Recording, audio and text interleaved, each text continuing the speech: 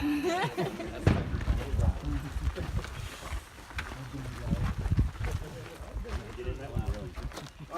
you put that terminal on the battery, please?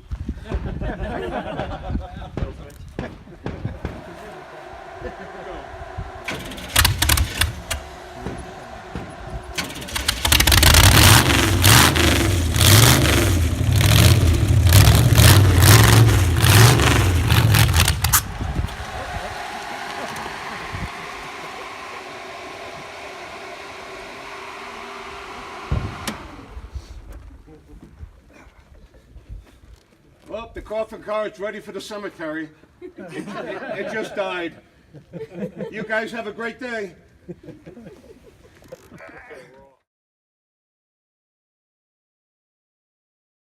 And never came back. And I have two of them. Isn't that something? See, the motor looks like brand new. That's because it's an Israeli rebuilt motor.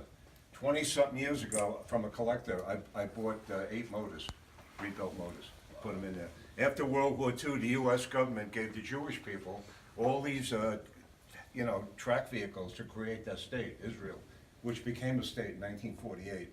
So I heard there's like still hundreds and hundreds of these in junkyards all around Israel. And as they get rarer and rarer, which they only made them for 4 years, collectors are going over there, buying up all the stuff and bringing it back to the U.S. And I find a lot of parts for sale in a worldwide military magazine.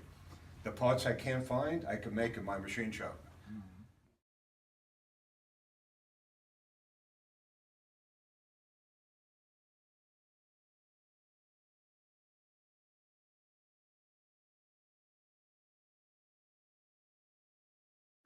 Was the 57, right? Look at the size of the shell. My berms out there are 30 to 35 feet thick. Half the berm came down when I shot this. So it took me about 2 days to put the dirt back up there, and I definitely can't shoot the bigger ones. I don't have enough room, so I'm gonna have to wait for something big to happen in town. Yeah. This is the 57, the 75, and the 106. These are World War II. That one was made and designed in 1950 for Korea. That tube on the top is actually a spotting gun, spotting rifle. And see the traces? It would fire a tracer so the artillery sergeant could get an idea where the shell's gonna go. If you could get approved for weapons like this, you have to get a destructive device permit. Very hard to get. So in Korea, these were hauled around in the M38A1 Jeep. See the picture? And the barrel would sit in between the windshield, which I have on the other side, you'll see it. Yeah, these are the women's, and back here, World War II uniforms.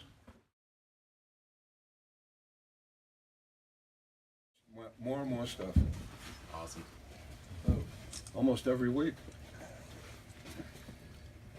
Hey, we get you to move in a little more so we can get everybody. Yeah, come on in. Hitler's waiting.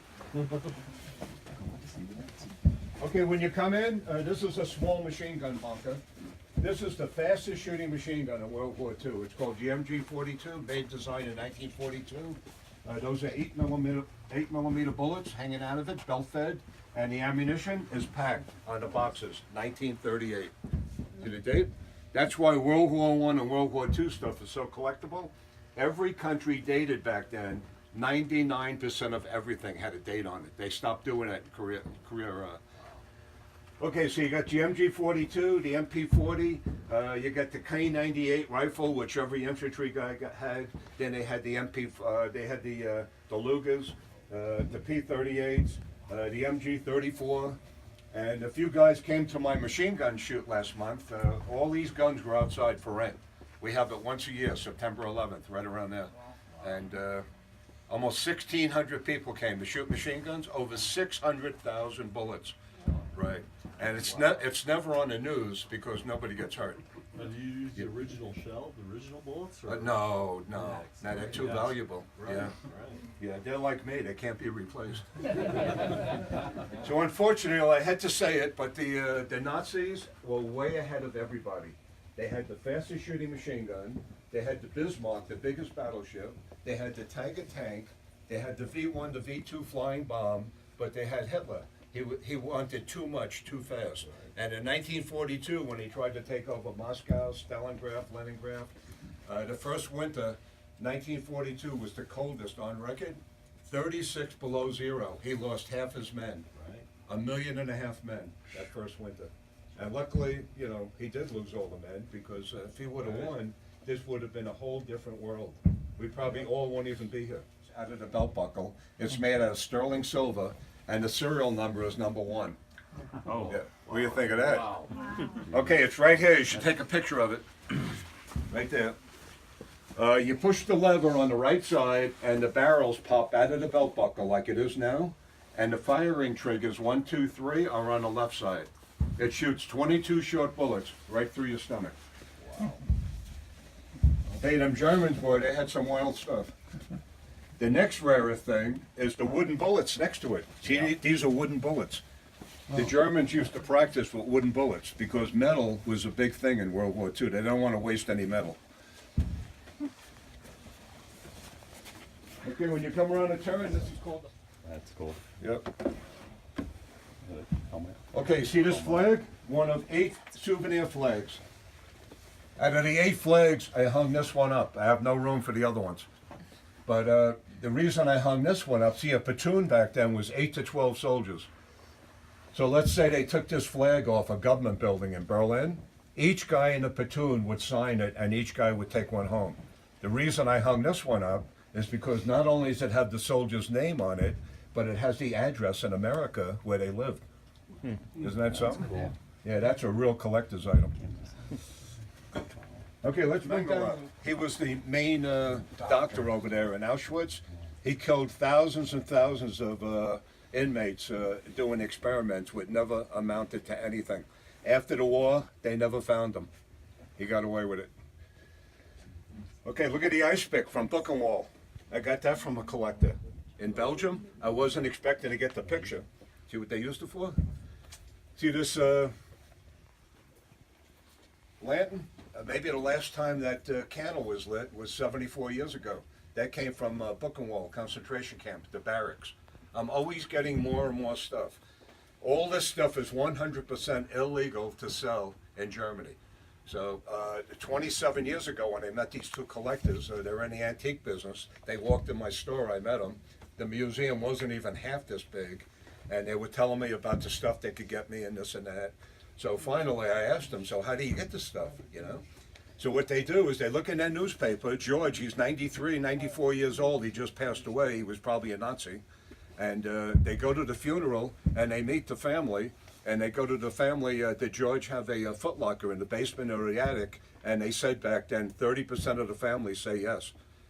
And then they go home with them and take pictures, make a deal. I send them a check. And the box is here with the stuff in about 3 weeks. But it took a while for us to really, you know, trust each other. I'm not sending them $15,000 and then I don't get the box, and they don't want to send me the box without getting paid. So we got it all worked out. Now we're really good friends. I'm getting more stuff now than ever because unfortunately, the World War II guys were all passing away. Yeah. Like 400, 500, 600 a day. Yeah. My mom and dad were in World War II, and they just passed away a couple of years ago. Okay, so anyway, these are all original Holocaust uniforms. This is the newest one I got about eight months ago. It's from Sobor concentration camp in Poland, Auschwitz, Buchenwald, Dachau. I paid over $3,000 for each one, and they all came with documentation that it's authentic, or else I would. The U.S. government museums would never allow. We allow everything. Yeah. Okay, see, it was never open. Listen. The little white pellets are still in there. Like, really, how do I empty it? You know, I don't even want to touch it after I empty it. So I'm real careful with it. But, yeah, this is really hard stuff to get. You see the soap bars? That were made out of human fat. And this is the choosing ramp in Auschwitz. See, all the old ladies, young kids, crippled people are on the right side on the choosing ramp. All the young teenagers, see, like you, would be on the right side, and they could, you know, go to factories and they could work you to death. If you were lucky enough to go to a factory somewhere in Europe, you get one of these passports. Let me show you. See, this is a passport. See, and this one here, see the stamp, the Nazi stamp you just got approved. This one here has the, see the picture of the person. So not only did it have the picture on there, but see, they riveted the picture to the paper, so you can't change the picture. You know, yeah, these are really hard to get. See the stamp, the Nazi stamp that you got approved. See that? Okay, look, I got the stamp. Yeah, I paid $1,000 for this, so it better be here when the last guy leaves. Yeah, this is really hard stuff to get, and I'm always getting more and more stuff. This is one of the first Dodge trucks Dodge made for the Army. The serial number is 147. It's one of 1,000, and it still runs. Yeah, all the vehicles I don't use for a long time, like this, see, I jack them up so it doesn't distort the wooden spokes or the tires. And this is what one of the first Dodge motors looked like. It's only 28 horsepower. See, and of course there was no starter motor, you have to crank it. They didn't have a battery back then, so they had magnetos. Are those little cups Yeah, those gasoline to prime it? Right, those are primers, yep. And the oil can over there, the manual says, gets full of gas to prime it in the winter, so it starts up fast. Or is he gonna tell you? You gonna talk about the tank mill? We're going that way. We That's went around right. the back and now Yeah. we're going that way. Yep, yeah, we're moving a wall. Never enough room. Okay. Yep. Let me get out of the way then. Okay, so this is my Russian tank. It's a T-54 model. Look how thick the armor is. Here, 5.5 inches thick. Isn't that something? This is the only vehicle I'm afraid to really drive in and out of the museum. It's 11.5 feet wide, and my garage door is 12 feet. 3 inches on each side. It's got a 12-cylinder diesel motor, 6-speed transmission, all the lights work, night vision, and it fires a 100-millimeter shell. See that? Anybody have any questions? That's a picture of me driving it around the field. See, we took most of the flags down, but I have a flag from every country in the world. Anybody know how many countries? Everything is real. Okay, so anyway, let me tell you about the World War II machine gun bunker. Everything behind the sandbags is dated 1941 to 45. Every bullet is dated, and every newspaper is dated. See John over there? He's looking at a map. That's an original D-Day map that was given all the platoon leaders to show how to get from the Normandy beaches to Berlin. Right over there, you see the emergency water? The water is still in the cans. Isn't that amazing? Oh! Let it hit the ground, put the alcohol.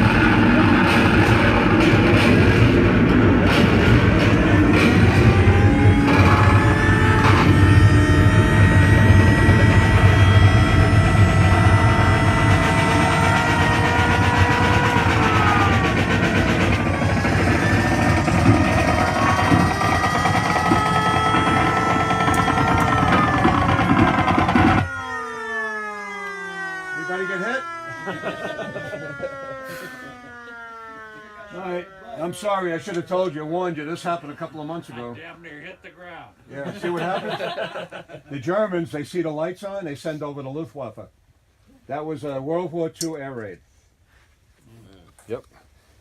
Okay. So anyway, let me show you this. I was talking about the emergency water. Okay. Listen. The water's in here for 75 years. It's stainless steel. It can't rust. Okay, every bullet is dated 1941 to 45, 1943. Yep. Did it date? Wow. Yep. Okay, these are rifle grenades. See, they were never used. They're full. Have, feel it. Oh, wow. See that? And this was made, look, December 1944. Yeah, see, it's all dated. So anyway, there's an adapter, which I should have on one of these. You put the adapter on the M1 Grant, it fires with a blank, you pull the cork out, put it on there, it goes up like 300 to 400 yards, and then it turns yellow, and it comes down real slow and lights up the whole area. It's on a parachute. And I have boxes of these, live. Yep. Okay, I probably have over 500 hand grenades, World War II, pineapple grenades. Each grenade is put in a case like this. Here, look, packed January 1943. See, it's all dated? And every hand grenade tube has directions. See, it says directions. And what the directions say is hold grenade, pull pin, throw duck. On the other piece of this paper, it has the name of the guy who packed it and the year it was packed. Yeah, see that? And I probably have about 400 of these. Yep. See, I bought all this stuff like 35 years ago when there was a lot of it around. Now everybody says it's real hard to find because I bought it all. Anybody have any questions? The 3 stoves they used was the Yukon stove, the field feeding stove, and the potbelly stove. If you look on top of the stove, it's dated 1945. All these guns are real ammunition. The M1 Grant, the M1 carbine, the M2 50 caliber machine gun. Let's see, if you turn around, these are original Purple Heart uniforms with a picture of the soldiers that got shot during World War II. And this is their uniforms, and most of them I have their dog tags. I have to make room this winter for probably another 40 of them. Yeah. When we go into the next room, I have 175 uniform mannequins with every uniform the U.S. government ever made, 1938 to 45. Nathan's, where they made the first hot dog in America. And that's where I used to hang out when I was a little kid. 11, 12, 13 years old. I only lived 2 blocks from Coley Island. And on Friday and Saturday night, they had a 2-mile long bike and hot rod show. You know, the kids used to get together and everything. You know, back then they had drive-ins and everything. And I used to go to it with my bicycle to watch everybody do burnouts and donuts and the cops after them and, you know, all kinds of good stuff. And I said, boy, when I grow up, I'm getting a hot rod. I think I overdid it. Yeah, you know, it gets in your blood. Yeah. Okay, the next room is the machine gun bunker. Let's get in there before we get attacked. Just exactly what they wore, the way they looked when they came off the landing craft with the M5 gas mask. See his belt? That's actually a life preserver. You turn the 2 knobs and it punctures a 6-inch long CO2 cartridge, and that's what fills up the belt with air. My history book says that belt full is supposed to hold up to 350 pounds in the water. All that stuff on the pegboard is from the 10th Mountain Division. Look in the cabinet there, every shoe they wore, 1941 to 45 with the original dated shoe polish. Over there on the wall, all those guns are World War II dated. About probably half of them came back from World War II. I have a 1-page ad in the Worldwide Military Magazine that I buy this stuff, and a lot of widows send me stuff, and you know, I buy it off them. Yeah, messed up. Yep. It'd be nice and toasty in here, wouldn't it? If we had the heat. You know how much money it would cost to heat up this place? No, I mean in the summer. Oh, nice piece of and toasty, cake, yeah. Yeah, real nice in the summer. I have all the little windows open, you know. I said, usually I'm sweating all the time, so. Million of those for the U.S. Army. They were made to shoot a 45 bullet one at a time. If it shot 8 to 10 bullets, it would fall apart in your hand. It was really made cheap. At a tin, it was never made to last a long time. It was thrown out of the airplanes in that cardboard box, which I paid $500 for. It's coated with wax that makes it like waterproof. The box is harder to find than the gun. And it would come with these instructions, 10 bullets, and see that stick? To push the shell out. And it's called the Liberator handgun. The idea was for the people over there to crawl out of the basement, out of the foxhole, grab a gun, load it, read the directions, get back in the hole or the basement, wait for a German to pass, shoot him in the head, get his equipment, and liberate your country. So it was nicknamed the Liberator handgun. Very hard to find. I have friends all around the country at gun shows looking for these. The last one I got was over 15 years ago. Yeah. They cost the Americans less than $2 to make. They're worth $2,500 to $3,000. All this stuff every year just keeps going up in value. Anybody have any questions? Okay, the next room is the World War II room. And I never opened them, but the kite is in the long tubes, and the balloons are in the short tubes. And the directions say you're supposed to put the kite together, and hopefully the wind is blowing. And it has a 200-foot wire, like fish wire, that connects to the transmitter, to the balloon or the kite, and that would act as the antenna. But my history book says the transmitter, the SOS signal would only go up to around 35 miles, which is nothing in the ocean. And they were farmers, at night, warriors. Here's a picture of Ho Chi Minh. He started the whole thing after World War II. And that trail, north to south, they named it the Ho Chi Minh Trail. That's a brought back AK-47, Tokarev 9mm handgun. All this stuff came back from Vietnam veterans. Over the years I bought. A lot of them, they don't want to collect anymore, they need money, they're getting a divorce, something. And as long as they give me a fair price, I never chew them down. The average Vietnam veteran is about 71 years old now. Okay, you move down here a little bit. They used to fight like the Flintstones. See, they had poison darts, they had poison bows and arrows, homemade crossbows, they had spears. If a gook, we used to call them gooks. If a gook had an AK-47, it was like an American soldier having an M60 machine gun. It was really special. Normally they fought like with rocks. They would never face you and fight you. It was always ambushes and a lot of booby traps all over the place. Look at the size of him. You think he's going to fight me? I don't think so. So they had ambushes, booby traps with sharpened bamboo sticks in the holes sticking up. Punji sticks. Yeah, and you fall down and you're dead. Okay, these are the good guys' uniforms. South Vietnamese. The tiger uniform, the camouflage uniform, the dress uniform, the sailor uniform, and this is a brought back Chinese SKS.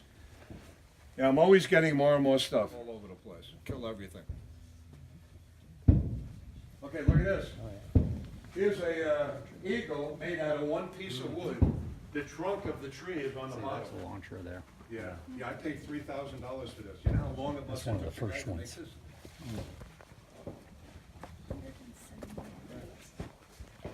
Too much for the Hospital tent. You don't get any more realistic than this. Everything in the tent is all 100% original medic equipment that they used. The operating tools, the medicine, the Band-Aids, everything is what would have been in the M43 ambulance on the other side. The operating light would have worked off the M43 ambulance generator. And this is George over there. He passed away. That's an original U.S. government toe tag. The men were sent back in a, from overseas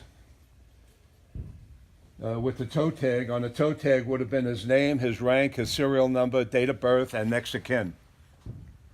They were flown back in the C-130 airplanes, most of them.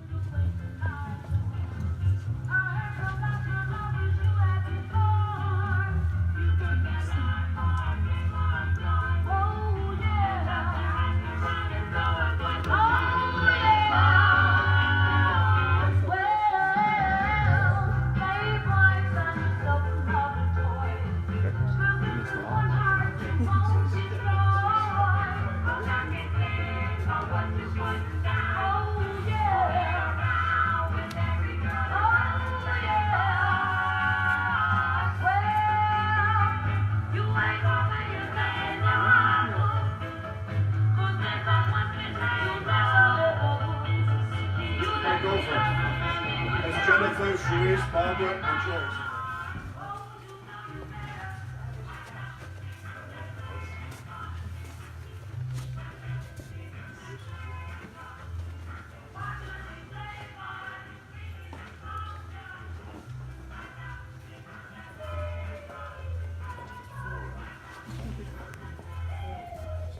Okay, this is a 1956 Ford Victoria. Yeah, let me show you. No, this one doesn't have the plastic roof. Look how nice. Every car I have is perfect. I wish I could say that about my girlfriend. Yep. So anyway, yeah, this is the new extension we're going to be working on tomorrow.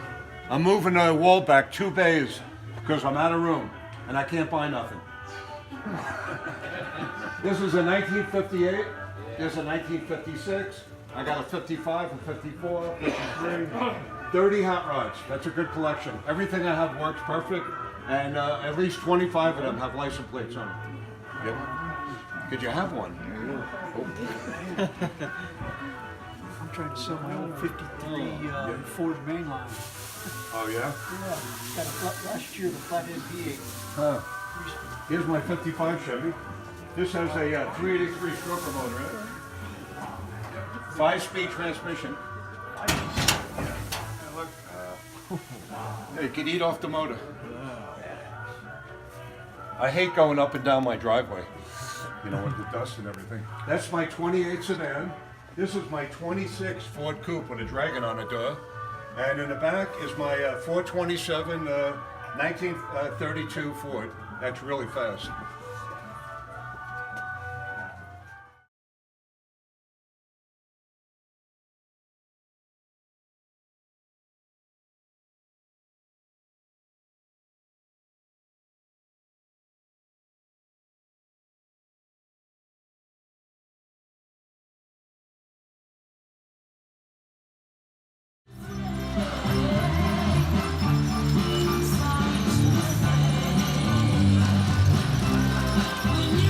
I'm looking for a driver with a big foot and no brains.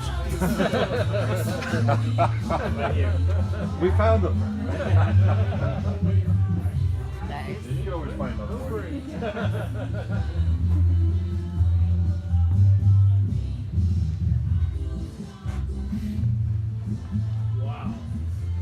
That's my 27 Roadster. Back to that's my 34 Ford Coupe. That's got air conditioning, push button doors, windows.